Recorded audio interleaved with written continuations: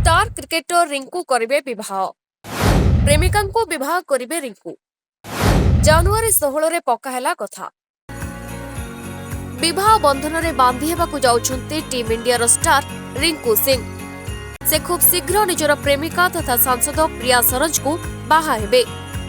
प्रिया हेउछन्ते Samajwadi party सांसद। रिंकू और प्रिया प्राय गोटे वर्षर अधिक दिन हेला परस्पर को भल पाउथिले।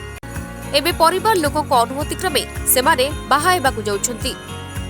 प्रिया सरोज को बापा तथा सपार केरागट्र विधायक तूफानी सरोज बाहाघर खबर को निश्चित करिसंती। तांको कहिबा कथा जे रिंकू सिंह को बापांक सह जनवरी 16 रे बाहाघर संपर्क रे कथावार्ता शेष होईछि। उभय परिवार बाहाघर पई राजी होईछंती, किंतु बाहाघर पूर्वरु कोनसे निर्बंध कि प्री वेडिंग कार्यक्रम होई नाही। प्रिया जणे बंधुक द्वारा रिंकू सिंह को भेटिथिले। बंधुक बापा मध्य जणे क्रिकेटर। किछि दिनर देखा साक्षात परे उभय परस्पर को पसंद करिबारे लागिथिले। सेमाने परस्पर को गोटे वर्षर अधिक दिन हेला जानिछंती। सेमाने परस्पर को पसंद करुथिले हे बाहाघर पूर्वरु परिवारर अनुमति चाहुथिले। एथिपई सेमाने निजर प्रेम संपर्क को लुचाई रखिथिले। एबे उभय परिवार बाहाघर पई राजी होइछंती। संसद अधिवेशन परे बाहाघर और निर्बंध तारीख चूड़ांत कराजिबो। तेबे बाहाघर लखनऊ रे ही अनुष्ठित हेबो। प्रिया सरोज वाराणसीर कार्तिक गाँव रुहंती। बेस किछि वर्ष हेलानी से सपा सह जड़ित। 2024 रे से जौनपुर अंतर्गत माछिल सहर लोकसभा आसनरु विजयी होई संसद को जाइछंती।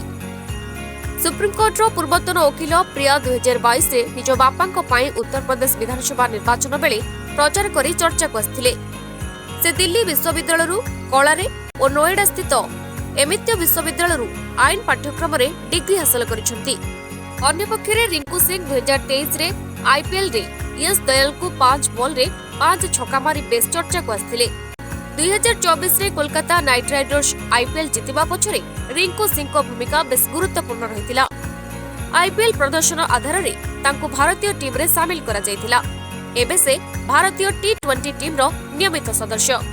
जनवरी 22 रु आरंभ हेउथिबा इंग्लैंड विपक्ष 5 टिकिया टी20 सीरीज रे मध्य रिंकू नजर आसिबे। एहा परे तांको 2025 आईपीएल रे देखिबाकू मिलिबो।